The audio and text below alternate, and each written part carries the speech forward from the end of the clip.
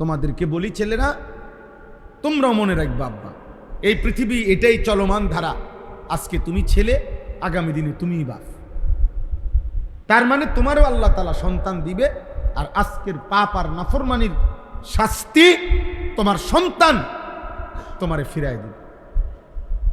আমরা ছোটবেলায় শুনতাম, গ্রাম্য কথা কইতো, পুতে বাফেরে মারছে, মারতে মারতে গাছের লেবু গাছ না ডালিম গাছের কাছ পর্যন্ত লইয়া গেছে। বাফে এবার কানতে কানতে পুতের ধরে হাত ধরে কইতেছে, পুত আমারে তুই মারতে মারতে আর নিস না এদিকে। এটা গ্রাম্য কথা আর কি, আর নিস না আমারে, আর মারিস না পুত। তখন পুতে থামিয়া গেছে। তো বাফেরে জিজ্ঞাসা করছে, আপনি আর মারতাম না করলেন কা? আমিও আমার আব্বারে মারতে মারতে এর দূরে আনছিলাম। এটা একটা গ্রাম্য কথা আর কি। আমিও আমার আব্বারে মারতে মারতে এর দূরে আনছিলাম। কাজে এর থেকে বেশি নিস না, তাহলে তোর ফুত তোরেও আরো বেশি নিবে। তার মানে তোমাদের এই পাপ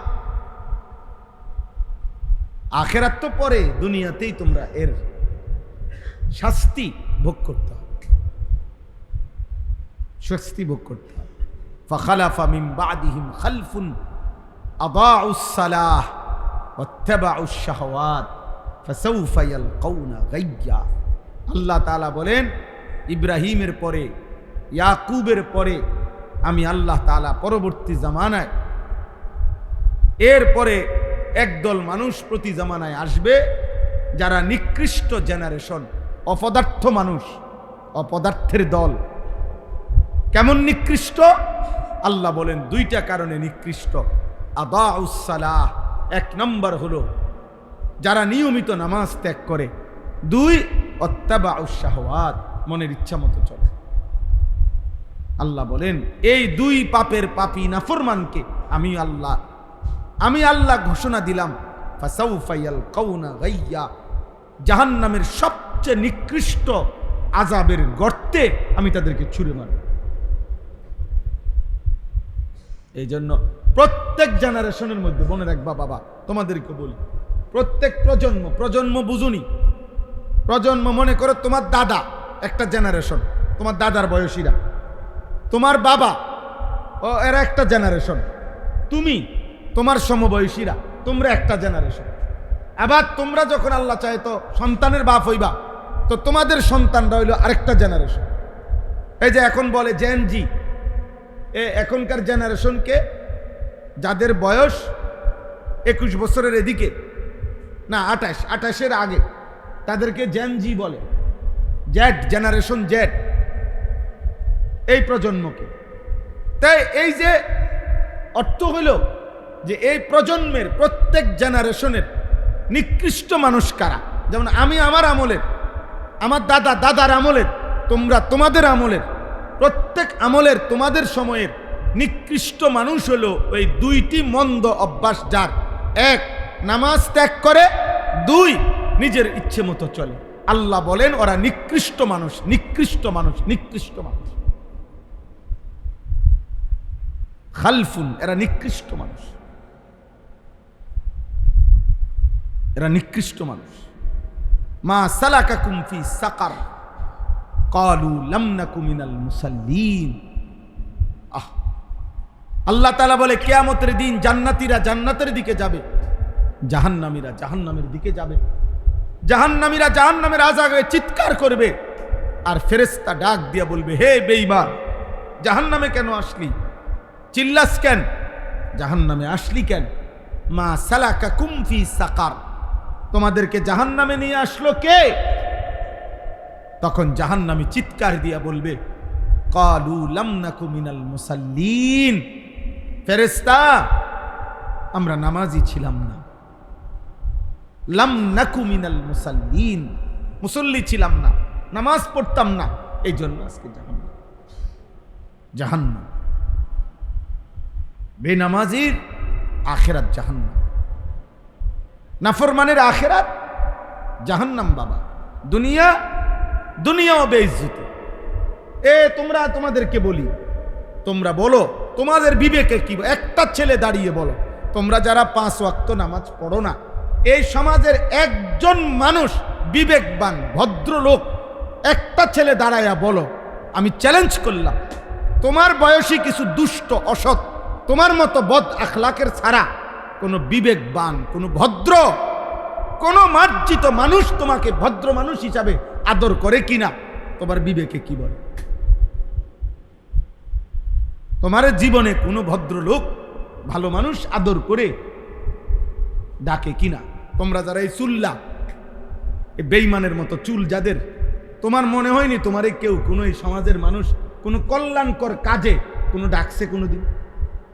না না, আতলাইরো না, অসুবিধা নাই, তুমি আগে বলো তোমার বয়সী কিছু অসদ, আয় দোস্ত তারা লাতি দিমু, আয়, এইটার লেগে ডাকছে তুমি কি রে, আয় বইয়ের কীর্তি, হ্যাঁ চল কি করবি, চল চটপটি খামু, আয় এই চটপটি খাবি। মানে কিছু দুষ্ট শয়তান ছাড়া কোনো ইমানদার, কোনো বিবেকবান ভদ্র বেনামাজি এই নাফরমানকে কেউ ডাকে না।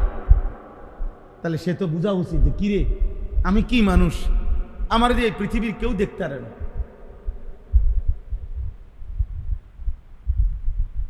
বিবেক যখন মরে যায় এতটুকু দেমাগও চলে যায়, এতটুকু দেমাগও থাকে না।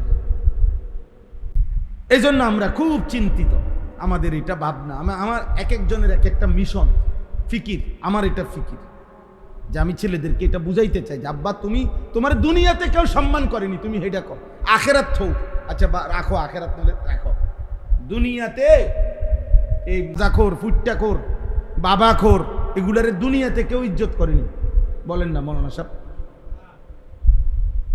কি রে আব্বা কও না, বেনামাজি ছেলে তোমার দুনিয়ায় কেউ আদর করেনি, আর তোমার সমবয়সী তো তোমার আদর করে না, ও তো ফুর্তি করে, ওরে বাদ দাও তুমি। হ্যাঁ, একজন ভদ্র পর্দানসীন নারী, একজন পর্দানসীন নারী, চরিত্রবান কন্যা বোন, এরকম কোন বখাটেকে চুল চেহারা বিদঘুট বেঈমান মুশরিকের মতো নামাজ নাই বন্দি নাই, ওরে দেখলে একজন ভদ্র নারী ভদ্র বোন কুত্তারে দেখলে যে ভয় না পায়, এই হাইওয়ানকে দেখলে তার চাইতে বেশি ভয়। ও মনে করে কুত্তা কামড়াইলে আমার হয়তো কামড় লাগবে পায়ে, কিন্তু এই হাইওয়ান যদি আমারে ধরে, এই মানুষরূপী জানোয়ার, তাহলে তো আমার ইজ্জত যাবে। এই জন্য বখাটেকে, চরিত্রহীনকে মানুষ কুত্তার চাইতেও বেশি ভয় পায়, কুকুরকে এতটা ভয় পায়, কুকুরকেও না। এই জন্য বাবা গুনাহ ছেড়ে দাও, আমরা সবাই, আমিও আপনিও গুনাহ ছেড়ে দেওয়া জরুরি, গুনাহ ছেড়ে দেওয়া জরুরি, গুনাহ ছেড়ে দেওয়া জরুরি। আমরা মুসলমান, আল্লাহ আমাদেরকে নিয়ামত দিছেন, আল্লাহ দিছেন আমাদেরকে, আমাদের কোনো যোগ্যতা নাই। এই পৃথিবীতে 600 কোটির বেশি মানুষ কাফের, মাত্র 250 কোটি মুসলমান, তাহলে সংখ্যাগরিষ্ঠ মানুষ হলো এখনো কাফের। তাহলে 600 কোটি মানুষ যারা কাফের, তাদের সৃষ্টিকর্তাকে, আমরা যারা মুসলমান আমাদের সৃষ্টিকর্তাকে, তাহলে আমরা যে মুসলমান এখানে আমাদের যোগ্যতা কি, আর ওরা যে কাফের ওইখানে তাদের বিষয়টা কি? উভয় এটাই আল্লাহর ফয়সালা, আল্লাহর ফয়সালা। আমি কেন ইমানদার মার ঘরে জন্ম নিলাম, ও কেন হিন্দুর ঘরে জন্ম নিল, ও কেন খ্রিস্টানের ঘরে জন্ম নিল, এটা আল্লাহর দয়া ছাড়া আর কিছু, আল্লাহর দয়া। তাহলে আল্লাহ আমাদেরকে দয়া করে ঈমান দিলেন, আল্লাহ আমাদেরকে দয়া করে মুসলমানের ঘরে জন্ম দিলেন। এখন আমরা যে নিয়ামত আল্লাহ দিলেন, আমরা নিজের হাতে সেটা ফেলে দিচ্ছি। আল্লাহকে যেন আমরা বলতেছি, চুল রাখছি বেঈমানের মতো, আপনার ইসলাম আমার লাগবে না। জামা কাপড় পরছি বেঈমানের মতো, আপনার ইসলাম আমার লাগবে। আপনি আমাকে নবী দিছেন, লাগবে না। বলে শ্রেষ্ঠ নবী দিছি, লাগতো না, আমনের শ্রেষ্ঠ নবী আমনের দ্বারে রাখেন। আমার আর্জেন্টিনা হইলে সারবে, আমার ব্রাজিল হইলে সারবে।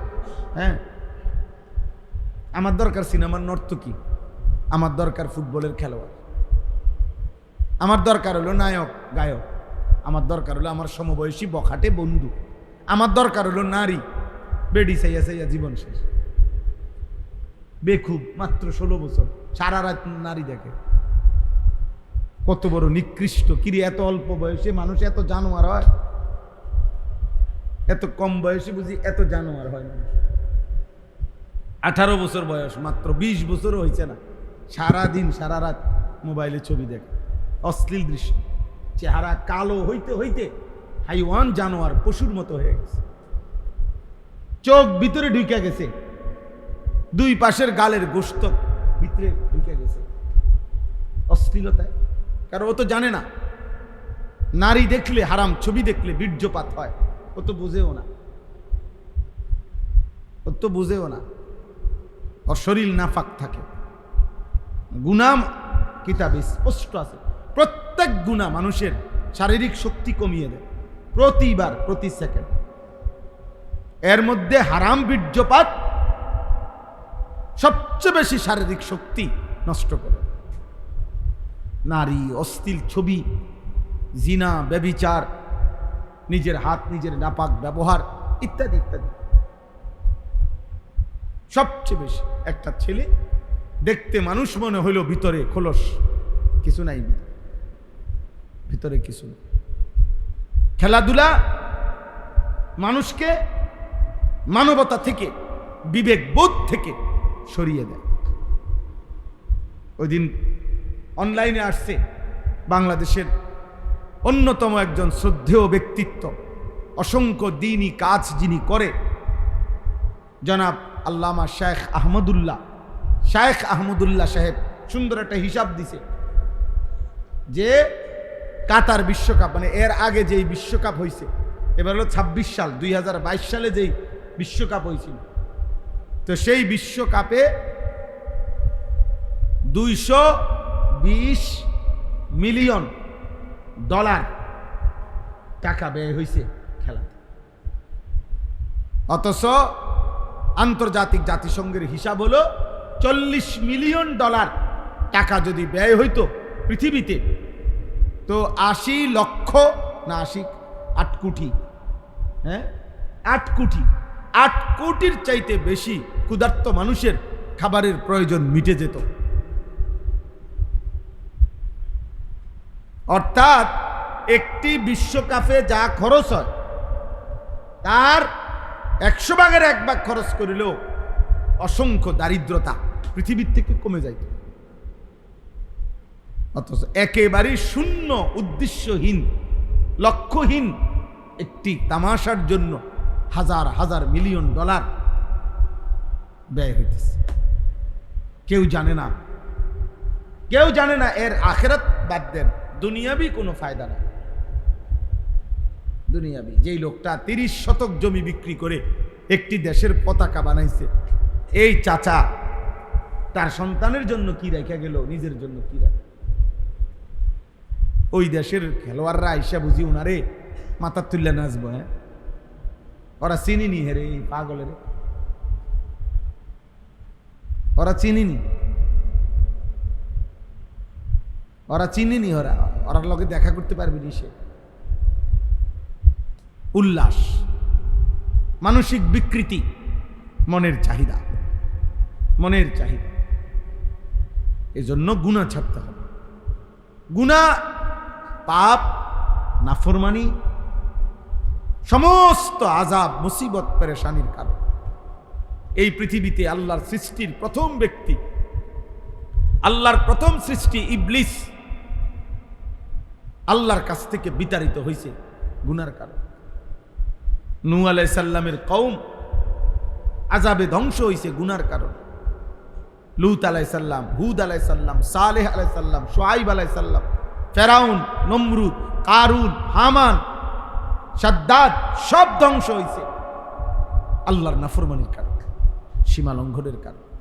এজন্য গুনাহ, পাপ দোস্ত একবার দুইবার না, হাজার হাজার বার এই পৃথিবীতে আল্লাহ উদাহরণ দেখাইছে, একবার দুইবার না, যে আল্লাহ তাআলা বুঝাইছে পাপীর শাস্তি নাফরমানের ধ্বংসই হয়, আজ না হয় কাল। বংশধর পাপের একটা বড় মারাত্মক বিষয় হলো বাবা, মনে রাখবা আব্বা, পাপের শাস্তি তোমার গায়ে হবে এটাও না, হতে পারে তোমার পরবর্তী 70 বছর পরের তোমার প্রজন্ম তোমার পাপের কারণে নির্বংশ হয়ে গেছে, নির্বংশ হয়ে গেছে, বংশ নাই আর চিহ্ন নাই। এই বাংলাদেশে, এই কুমিল্লায়, এই মুরাদনগরে এমন ফ্যামিলি আছে আমি চিনি, আমি জানি। আমি তো মুরাদনগরে যে 22 বছরের চাইতে বেশি আসা যাওয়া, এমন ফ্যামিলি আছে এক সময় যাদের রমরমা বিশাল বাড়ি ছিল, আজকে সেই বাড়ির বিশাল এরিয়া আমাকে একদিন দেখাইছে এক জায়গায়, পুরা বাড়ির চারিদিকে, পুরা বাড়ির এরিয়াতে কয়টা কতগুলো গাছ ছাড়া আর গাছের গোড়ায় কতগুলো কুত্তা শুয়ে রয়েছে, একটা ঘর একজন মানুষের অস্তিত্ব।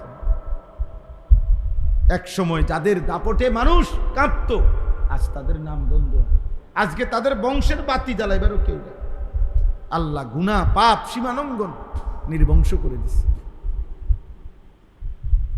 আমরা কিতাবে তাফসীরে পড়ছি, ইমাম আমাশ রাহমাতুল্লাহ আলাইহি বলছে, একজন বড় ইমাম, উনি বলছে সুদখোর 70 বছরের ব্যবধানে, 70 বছরের ব্যবধানে সুদখোরের ফ্যামিলি ফকির হবেই হবে, নির্বংশ হবেই।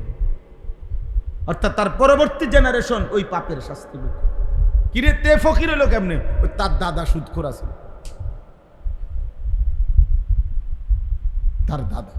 তার দাদার পাপের শাস্তি সে এখন কি করতেছে? খেসারত।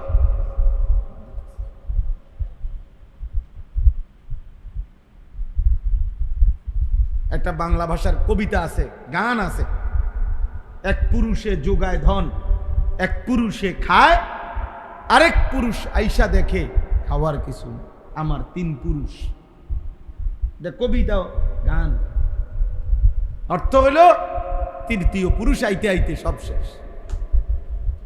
নাউজুবিল্লাহ। এজন্য বাবা গুনাহ থেকে ফেরেন, আল্লাহকে ডাকেন। ছেলেরা বাবা আল্লাহকে ডাকো। তুমি মুসলমান বাবা, তুমি আর্জেন্টিনা না, তুমি ব্রাজিল না, তুমি নর্তকী না, তুমি মোবাইলের গোলাম না, তুমি আল্লাহর গোলাম, আল্লাহর গোলাম। সম্ভব। দুনিয়াবি প্রয়োজন পূরণ করো, পড়ালেখা করো, অবসর টাইম উপার্জনের জন্য কোনো ফিকির করো, কিছু শেখো, কিছু না কিছু করো। দিন নাই রাত নাই, নারী, ছবি, মোবাইল, অশ্লীলতা না।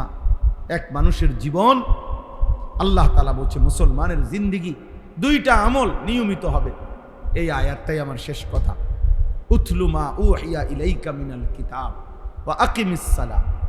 আল্লাহ নবীজিকে বলছে, বন্ধু আমার বান্দা ইমানদার, শতভাগ যতজন ইমানদার হবে প্রত্যেকের জন্য বাধ্যতামূলক 2টি আমল বাধ্যতামূলক করে।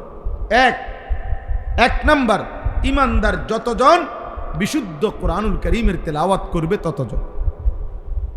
2, ওয়া আকিমিস সালাহ, 5 ওয়াক্ত নামাজ। 1, কোরআনুল কারীমের তেলাওয়াত, 2, 5 ওয়াক্ত নামাজ। আপনারা বলেন, এই আপনারাই বলেন, মনে করেন, আপনারা কি মনে করেন যে সাহাবায়ে কেরাম, নবী সাল্লাল্লাহু আলাইহি সাল্লামের সাহাবীরা, ওনারা যতজন ছিলেন কোরআনুল কারীম পড়তেন কতজন? 100 জনে কতজন? কি মনে হয়? সাহাবীরা নবীর 100 জন যদি হয় তো কোরআনুল কারীম পড়তেন কতজন? 100। সাহাবীরা 100 জন যদি হয় তো নামাজ 5 ওয়াক্ত পড়তেন কতজন? 100।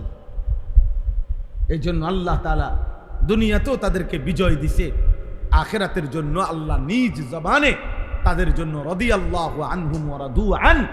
আল্লাহ বলছে, আমি দুনিয়ায় থাকতে ঘোষণা দিলাম, বন্ধু আপনার সাহাবীদের উপরে আমিও খুশি, ওরাও আমার উপরে খুশি, ওরাও আমার উপরে খুশি। কোরআনুল কারীমের বিশুদ্ধ তেলাওয়াত, কোরআন পড়বে সবাই, নামাজ পড়বে সবাই, নামাজ পড়বে সবাই। এই বুড়া মানুষেরও যাদের কোরআন শরীফ অশুদ্ধ, এদের জিন্দেগি এখনো সুন্দর হয়নি। আপনি দেখেন, এখনো বিড়ি খায়, হ্যাঁ, এখনো চা দোকানে বইয়া টেলিভিশন চায়, এখনো কথায় কথায় গালি দেয়, এখনো কিস্তির টাকা টোকায়, এখনো পর্দা পুশিদা মানে না, এখনো বাড়িঘরের মধ্যে খাট বানাইছে, সোফা বানাইছে, ফার্নিচার বানাইছে, কিন্তু মহিলা কদ্দুর পর্দার ভিতরে গোসল করব এই পরিবেশ করে নাই, এটার সময়, এটার টাকা নাই। বেড়ি বেড়িয়ে বাড়ির পুকুরের পারে রাস্তার ধারে গোসল করে। বুঝেন না কথা? কলিজার মধ্যে আখেরাত আসে না, কারণ এই দুই আমল সুন্দর হয় নাই। কোরআনও শুদ্ধ পারে নাই, নামাজও ঠিক পড়ে পারে নাই। যার নামাজ অসুন্দর তার পুরা জিন্দিগি অসুন্দর, যার কোরআন অসুন্দর তার পুরা জিন্দিগি অসুন্দর। এটা আল্লাহর কথা। ইন্নাস সালাতা তানহা আনিল ফাহশাই ওয়াল মুনকার। আল্লাহ বলে নিশ্চয়ই নামাজ সমস্ত অশ্লীলতা, বেহায়াপনা, পাপ, গুনাহ সব কিছুর থেকে বিরত রাখবে, কিন্তু শর্ত হইল দোনোটাই সহি শুদ্ধ হইতে হবে। কোরআনও হইতে হবে শুদ্ধ, নামাজও হইতে হবে কি শুদ্ধ। শুদ্ধ নামাজ, শুদ্ধ তেলাওয়াত, শুদ্ধ জীবন। বিশুদ্ধ তেলাওয়াত, বিশুদ্ধ নামাজ, বিশুদ্ধ কি জীবন, বিশুদ্ধ জীবন। এজন্য বাহ্যিকভাবে অনেকরে আমরা অনেক সময় দেখি নামাজ পড়ে আবার চুরিও করে, নামাজ পড়ে আবার কিস্তিও নেয়, নামাজ পড়ে টেলিভিশনও দেখে, নামাজ পড়ে সুদও খায়, নামাজ পড়ে বেপর্দাও চলাফেরা করে, নামাজ পড়ে গালিগালাজও করে। মূল কারণ আপনি খবর নিবেন, তদন্ত করবেন, উনারে কাছে বসাইয়া জিগাইবেন, দেখবেন উনার কোরআন শরীফের মধ্যেও ভুল আছে, উনার নামাজ পড়ার মধ্যেও কি আছে, নাই তো আল্লাহর ওয়াদা মিথ্যা হইতে পারে না। আল্লাহ বলছে কোরআন বিশুদ্ধ, নামাজ বিশুদ্ধ, জিন্দিগিও বিশুদ্ধ।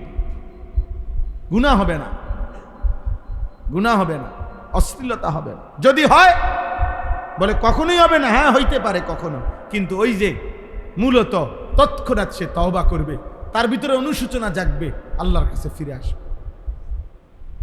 যেমন মনে করেন একজন মানুষকে আমি বললাম যে এই হুজুর, আগের দিনের অনেক বুজুর্গদের ব্যাপারে বলা হয় যে ওনারা সব সময় অজু অবস্থায় থাকতেন। সব সময় কি অবস্থায় থাকতেন? তো মনে করেন আমি বললাম যে এই হুজুর যে আজকে 30 বছর উনি সব সময় অজু অবস্থায় থাকে, তো এ কথার মানে কি উনি পেশাব করে না? কথা বলে না। এ কথার মানে এই উনি বাথরুমে যান না, যাইব তাহলে উনি সবসময় অজু অবস্থায় থাকে কেমনে? উনার না পেশাব করলে অজু ভাঙে না, বাথরুমে গেলে অজু ভাঙে না, তো তাহলে উনি সবসময় অজু অবস্থায় থাকে কেমনে? আমনে গো বুদ্ধি কি কয় কোন? এ কথার অর্থ কি? এ কথার অর্থ হইল মানে যখনই অজু ভাঙ্গে উনি আবার পুনরায় কি করে ফেলে। তা এই লোকের ওই ভাঙতি টাইমটাকেও ধরা হয় না, বলা হয় যে উনি সবসময় অজু অবস্থায় থাকে। ঠিক যে ব্যক্তি মুমিন, যে সুন্দর নামাজ পড়ে, যে সুন্দর কোরআন পড়ে, সে সর্বদা ইবাদতেই করে, সে গুনাহ করে না, অশ্লীলতা করে না। হ্যাঁ, যখনই হয়ে যায় গুনাহ ভুল, তো তওবা করে আবার পুনরায় ইবাদত শুরু করে, গুনাহ ছেড়ে দেয়।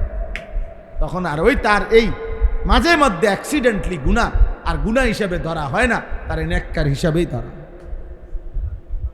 মুত্তাকি হিসাবেই কি করা হয়, ধরা। এজন্য বাবা এই আয়াত আমি পড়ছি আমাদের ইসলাম, আমাদের সংশোধনের জন্য। এই জনকল্যাণ মানে মানুষের কল্যাণ, জন মানে মানুষ, মানব কল্যাণ একই কথা। জনকল্যাণ, জনগোষ্ঠী মানুষ আর কি। আল্লাহ তাআলা বলছে কোরআনে মানুষের কল্যাণ, জনগণের কল্যাণ। ওই আব্বা, ওইখানে একটা ছাগল গিয়া উঠাও বাবা, ওই রাস্তায় একটা ছাগল যাইয়া উঠাও, যাও আব্বা, যাও যাও যাও, বাইরে থেকে বেটা, অপদার্থ কোথাকার।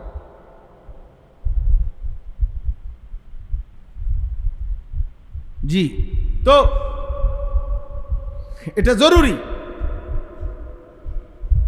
মানুষের কল্যাণ, জনকল্যাণ, মানুষের কল্যাণ। মানুষের প্রথম কল্যাণ কি? কোরআনে আল্লাহ স্পষ্ট বলছে, কুনতুম খায়রা উম্মাহ উখরিজাত লিন-নাস তা'মুরুনা বিল মা'রুফ ওয়া তানহাউনা আনিল। মানুষের প্রথম কল্যাণ হলো নেক কাজের আদেশ, গুনার কাজের নিষেধ। কোন মানুষকে নেক কাজের দিকে আনা, গুনার কাজ থেকে ফিরানো, এটাই হচ্ছে জনকল্যাণ, এটাই হচ্ছে মানব কল্যাণ, এটাই হচ্ছে মানবতার প্রথম কল্যাণ। এক মানুষ, মনে করেন আমরা অনেক সময় বুঝাইয়া বলি যে একজন লোকের ঈমান নাই, আরে আবার তার শরীরে রক্ত নাই, মানে এই লোকটার এই মুহূর্তে কালেমাও দরকার, রক্তও দরকার। কোনটা আগে দরকার? বুঝেন না? কোনটা আগে দরকার? ঈমান আগে দরকার না রক্ত আগে দরকার? ঈমান আগে দরকার। কারণ রক্তের অভাবে তার মৃত্যু হবে, ঈমানের অভাবে জাহান্নাম হবে। রক্তের অভাবে সর্বোচ্চ কি হবে, কিন্তু ঈমানের অভাবে কি হবে? জাহান্নাম, জাহান্নাম। হযরত ইউসুফ আলাইহিস সালাম কোরআনে আছে, ইউসুফ আলাইহিস সালাম যখন জেলে গেছেন ওই জুলাইখার ঘটনার পরে, ওনারে জুলাইখা কই পাঠাইছে? জেলখানায়। ইউসুফ আলাইহিস সালাম জেলখানার মধ্যে 9 বছর জেল খাটছে চরিত্রের পবিত্রতার জন্য।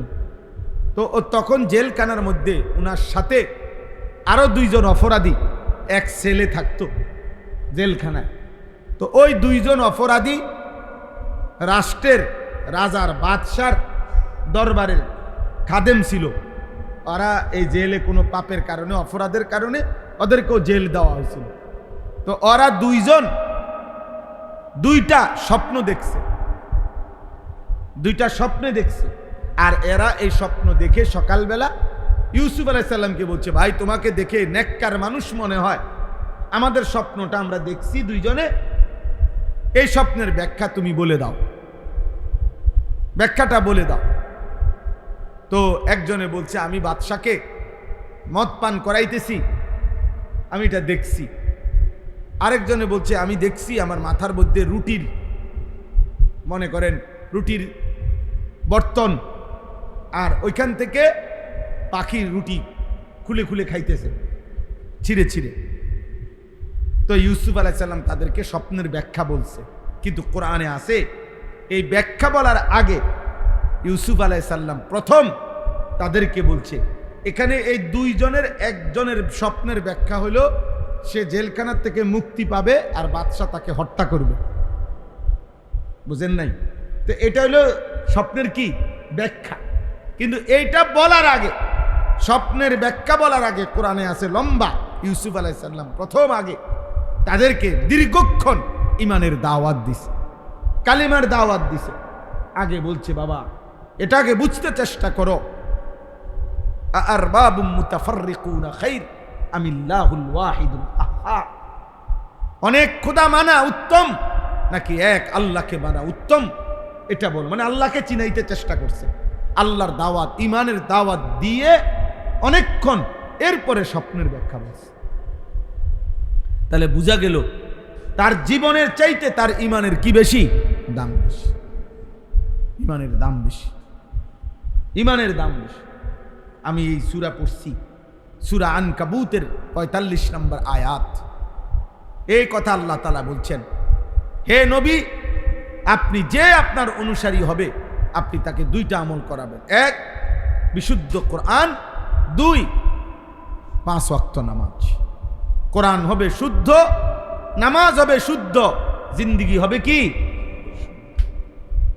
ইন্নাস সালাতা তানহা আনিল ফাহশাই ওয়াল মুনকার। এজন্য একজনও যদি বুঝেন, ছেলেরা বাবা তোমরাও যদি কেউ বুঝে থাকো অসুবিধা নাই, তোমরা যদি কেউ না বুঝো কোনো সমস্যা নাই। কারো নাফরমানিতেও পৃথিবীর কিছু হয় না, কারো নেক কাজেও পৃথিবীর কিছু হয়। আমার আব্দুল কাদের জিলানির সেজদার কারণে সূর্য বড় হয় নাই, ফেরাউনের নাফরমানির কারণে চাঁদ ছোট হয়ে যায় না। ওমা কথা কয় না, বুঝেন না কথা? সবাই যদি আব্দুল কাদের জিলানি হয় তাইলেও পৃথিবীতে আল্লাহর রাজত্বে বাড়বে না। সবাই যদি ফেরাউন নমরুদ হয়, হাদিসে আছে, আল্লাহর রাজত্বে কমবে না। আল্লাহর শ্রেষ্ঠত্ব, মর্যাদা, আল্লাহর বাদশাহী একই রকম, আনুগত্য একই রকম, অবাধ্যতাতেও কি একই। কিছুই আসে যায় না আল্লাহ। আল্লাহ বলছে আমার কিছু আসে যায় না। অতএব আমাদেরই এটা মনে রাখতে হবে, তোমরা ছেলেরা মনে রাখো, তুমি যদি নামাজ না পড়ো, আল্লাহ না চিনো, ঠিক আছে, অসুবিধা নেই, কেন অসুবিধা হবে না। ভাত খাও, ঘুম যাও, পেশাব পায়খানা করো, নারী দেখো, ছবি দেখো, উলঙ্গ দৃশ্য দেখো, লজ্জাস্থানের হারাম বীর্যপাত করো, অসুবিধা কি? অসুবিধা কি? তোমার মতো কত জানোয়ারও তো করছে, তুমিও করবা।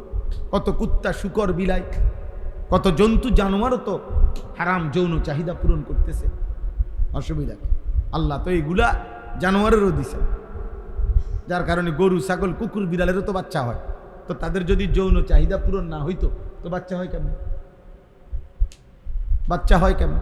অতএব এটা কোনো বিষয় না। বিষয় হলো ইবাদত, বিষয় হলো বন্দিগি, বিষয় হলো আল্লাহকে চিনা, আল্লাহকে চিনা। ইবাদত আমরা মাদ্রাসাতেও পড়ছি, আমরা স্কুলেও পড়ছি, আমরা কলেজেও পড়ছি বাবা। এজন্য বললাম, দয়া করে যে কয়জন বাবা ভাই আছো, সবার কাছে কথা এটাই, আল্লাহর ওয়াদা এটা, যে নামাজ পড়বা, কোরআন পড়বা। আল্লাহ বলছে সমস্ত অশ্লীলতা এবং গুনাহ থেকে ফিরে যাবে। ওয়ালা যিকরুল্লাহি আকবার, সুবহানাল্লাহ। সে আল্লাহ তাআলা বলে, বান্দা যখন নামাজ শুরু করে তার মানে সে আমি আল্লাহকে স্মরণ করে। আল্লাহ বলে, আমার কোনো বান্দা যখন নামাজ শুরু করে আমি আল্লাহকে স্মরণ করে, প্রথম সেকেন্ড থেকে নামাজের শেষ পর্যন্ত আমিও তাকে স্মরণ করি। আর আল্লাহ বলেন, বান্দা তুমি আমাকে স্মরণ করিলে যেটুক হয়, আমি তোমাকে স্মরণ করিলে আকবার তার চাইতে বেশি হয়। ওয়ালা যিকরুল্লাহি আকবার, আল্লাহর স্মরণ, আল্লাহর স্মরণ। ওয়াল্লাহু ইয়ালামু মা তাসনাউন। শেষ কথা আল্লাহ বলে, বান্দা আমি আল্লাহ বললাম নামাজ পড়ো, কোরআন পড়ো, তুমি যদি প্রত্যাখ্যান করো অসুবিধা নাই, তোমরা যাই করছো আমি জানি সব। যথাসময়ই আমি আল্লাহ বিচারও করব, ফায়সালাও, কোনো অসুবিধা নাই। বান্দা খাও, করতে থাকো। আমি দুনিয়া পরীক্ষার জন্য রাখছি। পরীক্ষার হলে যেই স্যারে পড়াইছে উনিও যদি হল গার্ড দেয়, ওনার ছাত্র উনি নিজ চোখে দেখতেছে রহিমপুর রে করিমপুর রে কেলাইছে, কিন্তু উনি কিছু বলে না, একবারও বলে না।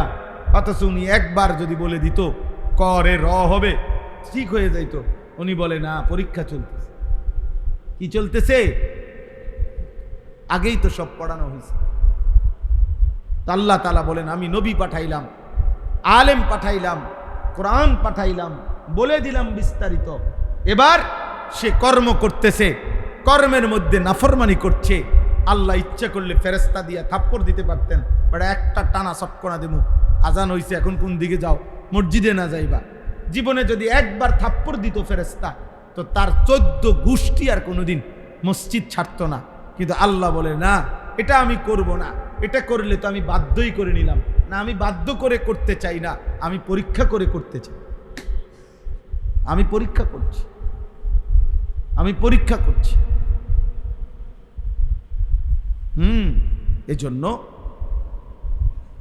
আল্লাহ তাআলা বলছে, বান্দা তোমরা যাই করছো আমি জানি।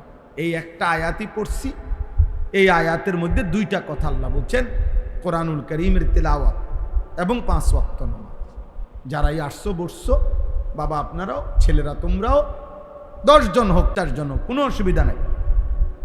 আল্লাহর কথা কম বেশির কাছে কিছু না, কিন্তু একজনও মনে রাখো, কোরআন পড়ো, আল্লাহকে চিনো, আল্লাহকে চিনো। 5 ওয়াক্ত নামাজ পড়ো, ফজরের নামাজ পড়ো। দয়া করে তোমরা যাদের চুল এগুলো এরকম বিকট বেঈমানের চুল বাবা, এটা কাটো, চারিদিকে সমান করো। হাদিসে আছে আল্লাহর নবী সাল্লাল্লাহু আলাইহি সাল্লাম, ওনার একজন সাহাবী হযরত জাফর ইবনে আবি তালেব, নবীজির আপন চাচাতো ভাই, আবু তালেবের ছেলে। এই সাহাবী মুতার যুদ্ধে শাহাদাত বরণ করছিলেন। তো যেদিন যুদ্ধে শাহাদাত বরণ করছে, সেদিন আল্লাহর নবী সাল্লাল্লাহু আলাইহি সাল্লাম মদিনায় বসা, উনি মুতার যুদ্ধ একটা নির্দিষ্ট অনেক দূরে, ওখানে উনি শহীদ হয়েছেন। ওনার খবর নিয়ে, ওনার শাহাদাতের খবর নিয়ে নবীজি নিজে ওনার বাড়িতে গেছে, ওনার স্ত্রী সন্তানদেরকে জানাবে, সান্ত্বনা দিবে। চাচাতো ভাই তো আপন, তো গিয়া দেখছে নবীজি ওই চাচাতো ভাই জাফরের তিন ছেলে ওনার সামনে দৌড়াই আসছে। ছেলেগুলো কাঁদতেছে বাবার মৃত্যুর কথা শুনে। নবীজিও কাঁদছে, আদর করছে, এদের সান্ত্বনা দিছে। হাদিসে স্পষ্ট আছে ওই দিন যেদিন বাবা মারা গেছে, শহীদ হয়েছে যুদ্ধে ওনাদের, এই দিন এই তিন ছেলেকে নবীজি তাকাইয়া দেখছে, ওদের চুল একটু বড়। তো আল্লাহর নবী হাদিসের মধ্যে আছে, নবীজি সাহাবীদেরকে বললেন চুল কাটতে পারে যে তাকে ডেকে নিয়ে আসো, উদউলি আল হাল্লাক, চুল কাটনেওয়ালা, তাকে আমার কাছে আনো। তো এরপরে নিজে উপস্থিত থেকে তিন ভাতিজার বাবার মৃত্যুর শাহাদাতের খবরের দিনও আগে চুল কাইটা সুন্দর করে ঠিক করে দিছে, কারণ এটা গুরুত্বপূর্ণ। বুঝো নাই? অতএব এই ঝাঁকড়া চুল বাম দিকে ডান দিকে সামনের দিকে বেঈমানের চুল, মুশরিকের চুল, অথবা মাঝখানে চুল চারিদিকে কাটা, মানে নিচে একদম নাই, অথবা একদিকে নাই দুই দিকে নাই, এটা বেঈমানের চুল। এবং এটা হাদিসে স্পষ্ট আছে, আল্লাহ নবী সাল্লাল্লাহু আলাইহি সাল্লাম নাহা রাসূলুল্লাহ সাল্লাল্লাহু আলাইহি সাল্লাম আল কাজা, আল্লাহ নবী কাজা এই পদ্ধতির চুল রাখতে নিষেধ করেছেন। হাদিসে আছে মানে কি, আইয়ুহলিকা বা'দাহু ওয়া ইয়াতরুকা বা'দাহু, চুল পুরাটা মাথার কিছু অংশ রাখা, কিছু অংশ একদম কেটে ফেলা, আল্লাহ রসুল এটা নিষেধ করেছে। হাদিস, বিশুদ্ধ হাদিস। এই জন্য আবারও বলছি, তুমি প্রত্যাখ্যান করো, আমার কোনো অসুবিধা নেই, আমি বলার দরকার বলছি। আমি বললে সোয়া হইব, আমি বিশ্বাস করি আমার, খালাস, আমি চেষ্টা করলাম, আমি বললাম কোনোভাবে বেঈমানদের কোনো জার্সি কেউ গায়ে দিও না, এই নাম্বারওয়ালা জার্সি, এগুলো কোনো দলের, কারণ খেলা শুধু খেলা, সামান্য সময়ের জন্য যদি কারো শরীর চর্চা শরীয়তের পর্দা ঠিক রেখে খেলতো, একটু নড়াচড়া করতো, দৌড়াদৌড়ি করতো, কোনো অসুবিধা ছিল না। কিন্তু বিশ্বকাপ এটা শুধু খেলা না, সারা পৃথিবী জানে এই খেলা সাথে চারটা জিনিস অঙ্গাঙ্গিভাবে জড়িত। 1 নম্বর খেলা তামাশা, 2 নম্বর মদ, 3 নম্বর জুয়া, 4 নম্বর নারী। এই 4টি জিনিস, খেলা, মদ, জুয়া, নারী, অঙ্গাঙ্গিভাবে জড়িত। প্রত্যেক খেলার জায়গায় যেই 3 দেশে খেলা হইতেছে, সেখানে এই 4টি জিনিস রমরমা ধুমধাম চলতেছে। কেউ নেশা করছে, কেউ জুয়া খেলছে, কেউ নারীর সাথে জিনা করছে। সব অনলাইন মিডিয়াতে ওই খবর আসছে।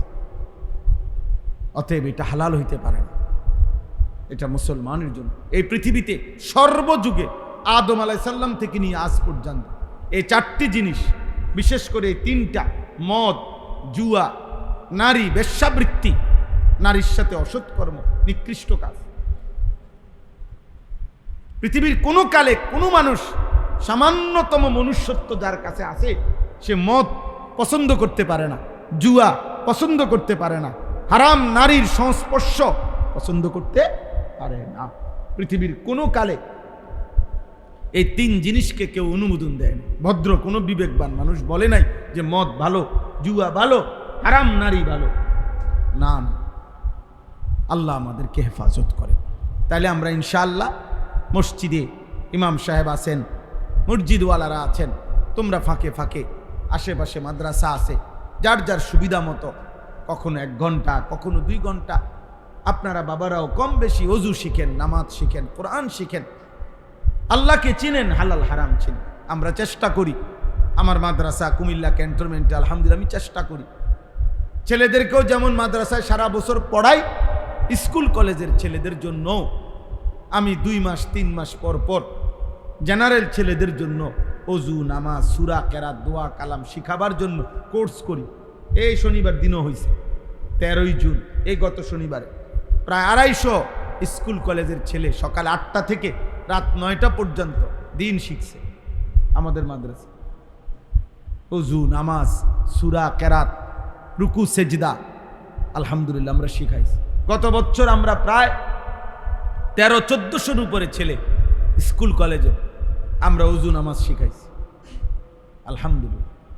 মনে রাখো বাবা, শেষ কথা হলো, তোমরা একটা জিনিস মনে আমি প্রত্যেক দিন বলি, এই যারা মনে করো নারী, ছবি, মোবাইল, অশ্লীল উলঙ্গ দৃশ্য, নামাজ নাই, সেজদা নাই, ফজর নাই, দিন শরীয়ত নাই, সারাক্ষণ নষ্টামি আর নোংরামি করে মনে করো এটা ভাইব না যে পুরা সমাজ তোমাদের মতো ভাইসা গেছে। না, মনে রাখো তোমাদের বয়সী লক্ষ লক্ষ যুবক ছেলে আলহামদুলিল্লাহ প্রতিদিন স্কুল কলেজে পড়ে। এমন ছেলেও আমাদের মহব্বত করে যারা রাত্রিবেলা তাহাজ্জুদে সেজদা করে, 5 ওয়াক্ত নামাজ মসজিদের জামাতে পড়ে।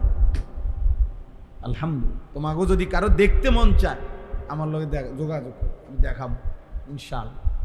কোটিপতি, হ্যাঁ, কোটি কোটি টাকার সম্পদশালী ব্যক্তির সন্তানও নামাজ পড়ে, হালাল হারাম মেনে চলে, চোখ নামায়া চলে।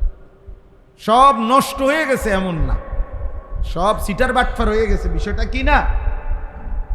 এখনো ইমানদার আছে, এখনো জোনাক জ্বলে, এখনো মিটি মিটি আলো জ্বলে, এখনো চাঁদ ওঠে, এখনো রোদ ওঠে, এখনো সূর্য হাসে, এখনো পৃথিবী আছে।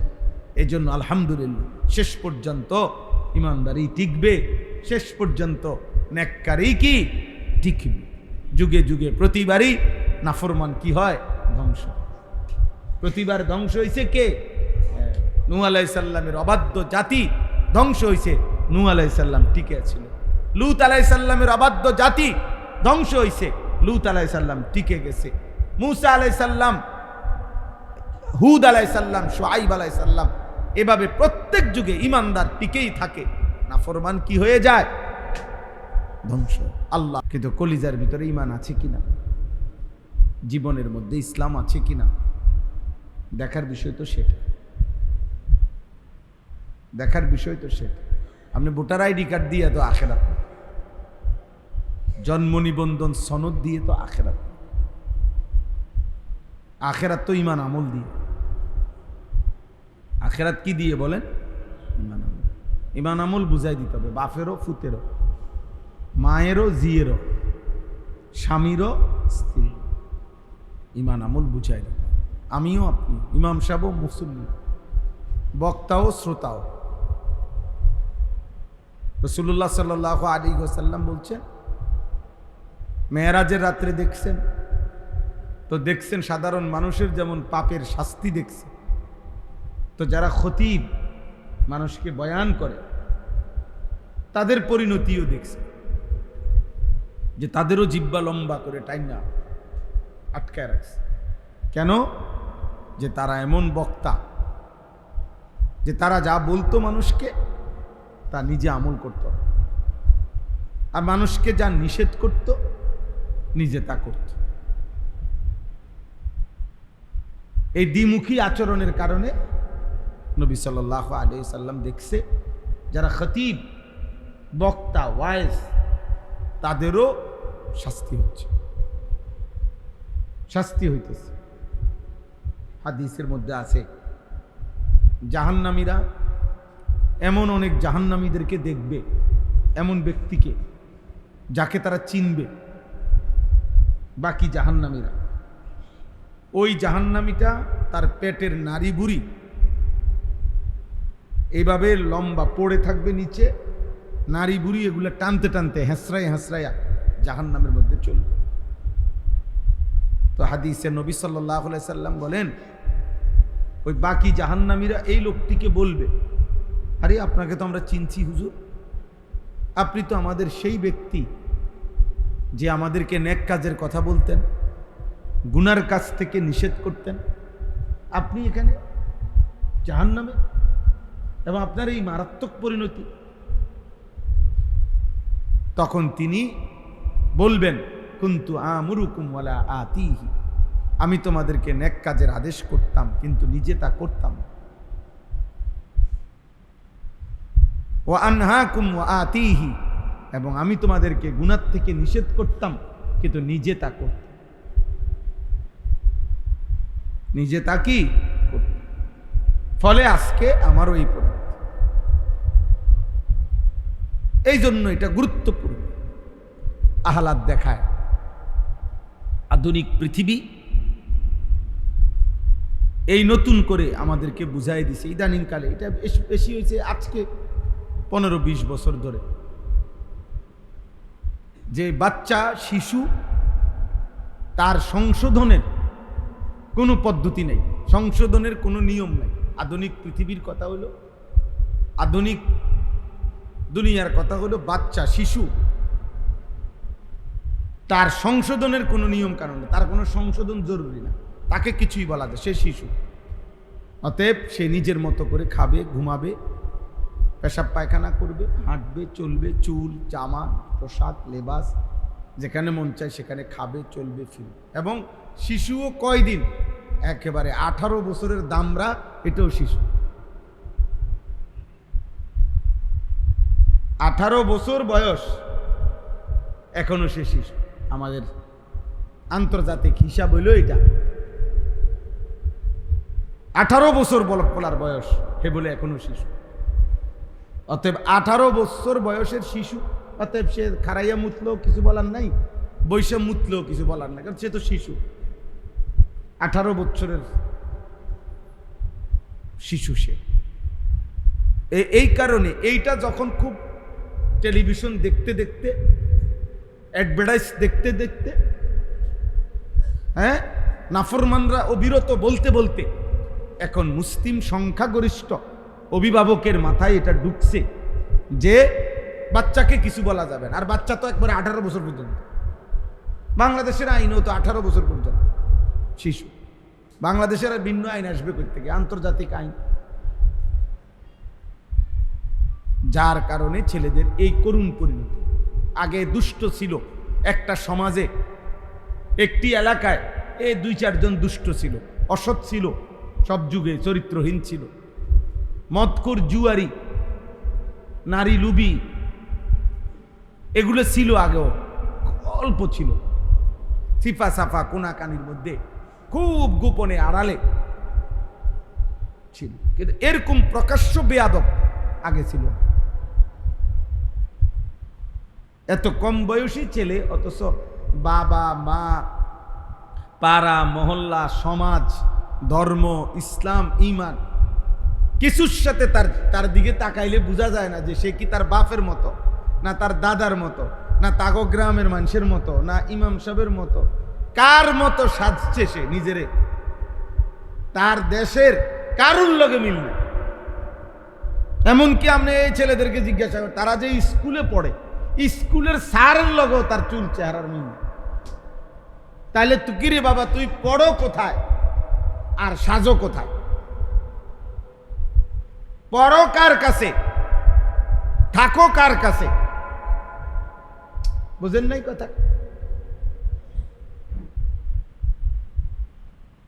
এই হলো হাল, একেবারে বিচ্ছিন্ন করে।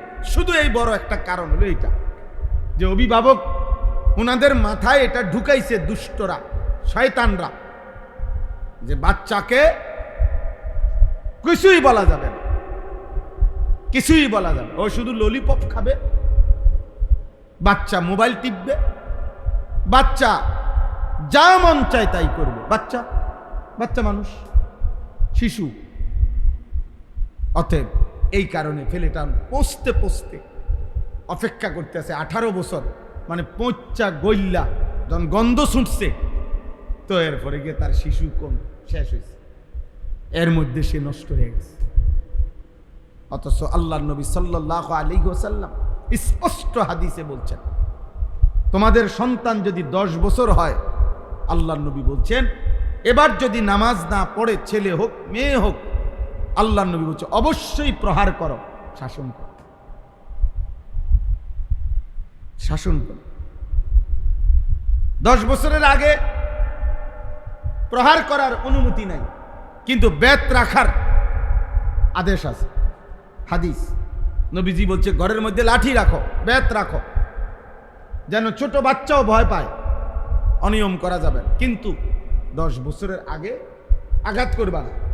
কিন্তু 10 বছর হলেই এবার যদি নামাজ না পড়ে, ওয়াদরিবুহুম আলাইহা, এবার তাকে বেত্রাঘাত করে। আমাদের 10 বছরের বাচ্চাকে যদি প্রত্যেক অভিভাবক এটা বুঝতো, এই কথাটা শুধু 10 বছর বয়সী বাচ্চাকে সংশোধন করা শতভাগ সম্ভব। এখনই না তার গাঁড় মোটা হয়ে গেছে 16 বছর বয়স দেখে, তে তেড়ামি করে, তে মাতবুরি করে।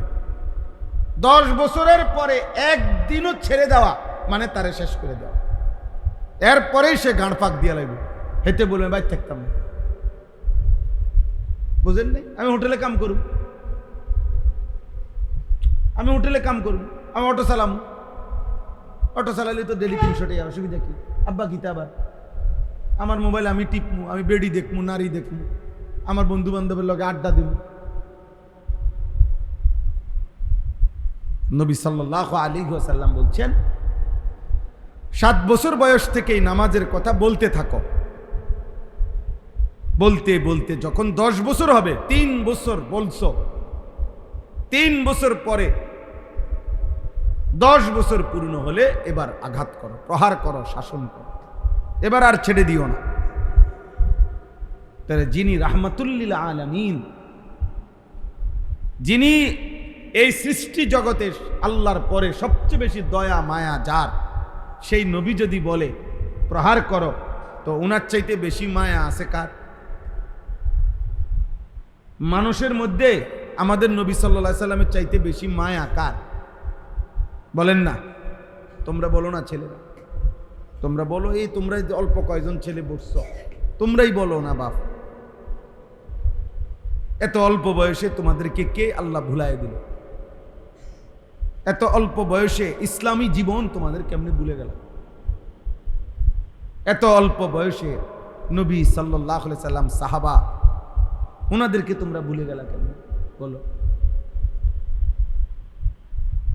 এটাই কারণ, অভিভাবকের গাফলতি, অভিভাবকের গাফলতি। আর সুযোগ পাইলেই আগাছা বড় হয়ে যায়, এটাই নিয়ম। আগাছা নিয়মিত কাটতে হয়, নাই তো আগাছা ধানের আগে কি হয়ে যায়? বড়। আগাছা আগে বড় হয়ে যায়, এই জন্য অসভ্যতা আগে বেড়ে যায়।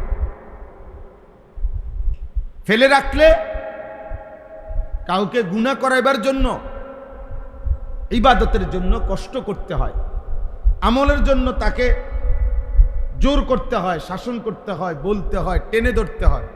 গুনাহ করাইবার জন্য কাউরে উৎসাহিত করতে হয় না, আমরা ছেড়ে দিলেই হয়। গুনাই তারে টাইনা নিবে, মোবাইলই তারে টাইনা নিবে, নর্তকী তাকে টাইনা নিবে, সমবয়সী অসৎ বন্ধুই তাকে টেনে নিবে। খুব অল্প সময়ে পরে জাহান্নামের কিনারে পৌঁছাই দিবে, জাহান্নামের কিনারে পৌঁছায়। এই জন্য ছেলেরা, বাবা, সবাইকে বলি, আপনাদেরকেও বলি, আমি ব্যক্তিগতভাবে কখনোই ঘাবড়াই না, কম হোক বেশি হোক। যখনই আমি বলার সুযোগ পাই, যেখানেই সুযোগ পাই, বলার চেষ্টা করি। আলহামদুলিল্লাহ, আমাদের মুরাদনগর বড় মাদ্রাসায় আজকে মাসিক ইসলাহি মাহফিল, আল্লামা মুফতি আমজাদ সাহেব খুব আবদার করছেন। ওই না, আমার দাওয়াত আগে ছিল না, মাঝখানে আমি একটু সময় 40-45 মিনিট সেখানে বয়ান করতে হয়েছে। পুরা মাদ্রাসার তালিবে ইলমরা বসছে, ও এই জন্য গেছিলাম, না তার একটু আগে আসতে পারতাম। তাইলে আমি সবাইকে বললাম, তোমরা যারা ছেলে আছো, বা এই 10 জন হও, 1 জন হও, আমার কোনো অসুবিধা নাই, কারণ আমি তো কোনো প্রার্থীও না, আমার কোনো নির্দিষ্ট রাজনৈতিক কোনো দল নাই, অথবা রাজনৈতিক কোনো দলের সাপোর্টও করি না আমি। কাজেই আমার লোক বেশি হইতে হবে, জনপ্রিয়তা হইতে হবে তো জরুরি না, আমার আল্লাহর কথা বলা দরকার। একজনকে বললেও নেকি হবে, 1 লক্ষকে বললেও কি হবে? নেকি। আমার নেকি দরকার, সওয়াব দরকার। কিন্তু আপনারা মনে রাখবেন, ছেলেরা তোমরাও মনে রাখবে, এই কথা সত্য যে আব্বা, কেউ যদি টেনে না ধরে, কেউ যদি গুনাহ থেকে না ফিরায়, তুমি নিজে পারতা না। এই জন্য কোনো মানুষের জীবনের সবচেয়ে বড় সৌভাগ্য এমন একজন উত্তম অভিভাবক পাওয়া, যে তাকে গুনাহ থেকে ফিরায়, নেক কাজে আগায়া দেয়। আর কোনো মানুষের জীবনের সবচেয়ে বড় দুর্ভাগ্য, বদনসিব, দুর্ভাগ্য, যে এমন একজন অভিভাবক তার জোটে নাই, যে তাকে গুনাহ থেকে ফিরাবে, নেক কাজে উৎসাহী করে। বুঝেন না? এটা অনেক বড় বিষয়। আমরা ছোটবেলায় আলহামদুলিল্লাহ বাবা আমার মসজিদের ইমামতি করতেন, বাবার হাত ধরে ধরেই মসজিদে গেছি।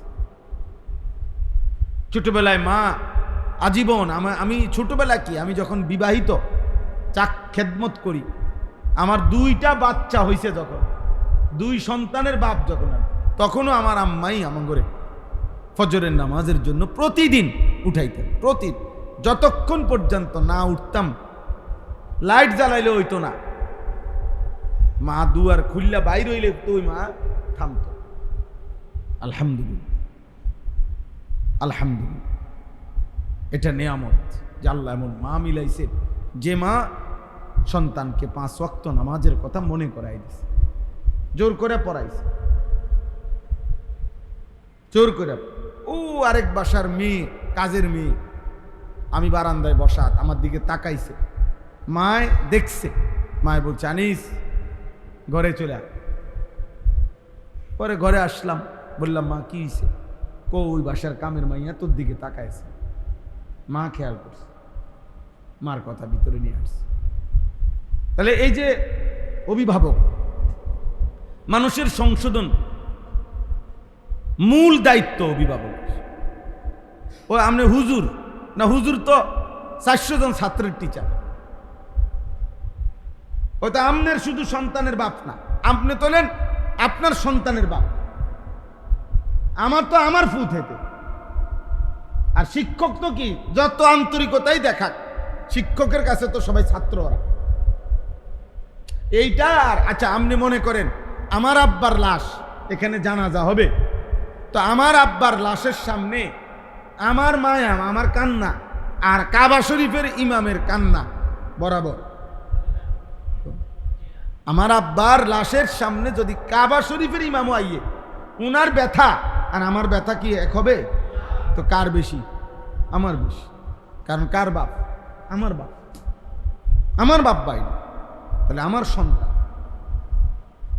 আমার সন্তান। আমাদের সবাইকে কবুল করেন, আজকের এই মজলিস আল্লাহ কবুল করেন। আলহামদুলিল্লাহ রাব্বিল আলামিন। মাওলায়ে করিম আপনি মাফ করে দেন, মেহেরবান মাওলা আপনি মাফ করে দেন, আই করিম আপনি মাফ করে দেন।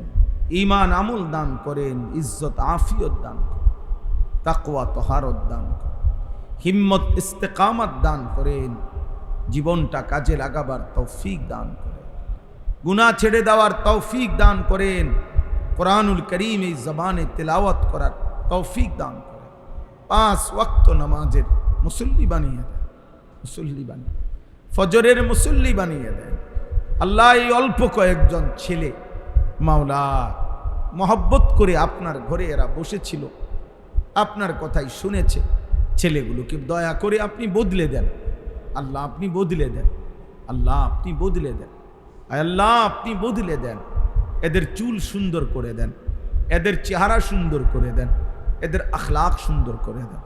নারীর আসক্তি থেকে বাঁচিয়ে দেন, মোবাইলের আসক্তি থেকে বাঁচান, মদ জুয়া জিনা ব্যভিচার গান বাদ্য খেল তামাশা আল্লাহ এর থেকে বাঁচান, বাঁচান। এই সমাজ হারাম থেকে বাঁচান। বাবা চাচাদেরকে আরো বেশি নেক আমলের তৌফিক দেন, মা বোনদেরকে পর্দা পুশিদা দান করে, ছোট্ট বাচ্চাদেরকে দিন দান করে, ওলামায়ে কেরামকে হায়াতে তৈয়্যিবা আফিয়া দান করে। আল্লাহ এই রহিমপুর জনকল্যাণ সংগঠন আপনি কবুল করে নেন, মানুষের আখিরাতের কল্যাণে প্রথম কাজ করার তৌফিক দান করেন। আজকের এই ইসলাহি মজলিস আপনি কবুল করে নেন। যাদের দান, যাদের সহযোগিতা ভালোবাসায় এই মজলিস হয়েছে, আল্লাহ সকলকে উত্তম বিনিময় দান করে। অসুস্থ বিমারি যারা শিফা করে দেন, কামাই রুজিতে হালাল বরকত দান করেন, প্রবাসীদেরকে নিরাপদে ভালো রাখেন। আল্লাহ আমাদের সমান জীবন সুন্দর করে দেন, সুন্দর করে দেন। আল্লাহ যার যত নেক মাকসাদ আছে পূরণ করে দেন। অসুস্থ বিমারি যারা শিফা করে দেন। রব্বির হামহুমা কামা রব্বায়ানি সগীরা। সুবহানা রব্বিকা রব্বিল ইজ্জাতি আম্মা ইয়াসিফুন ওয়া সালামুন আলাল মুরসালিন ওয়ালহামদুলিল্লাহি রাব্বিল আলামিন।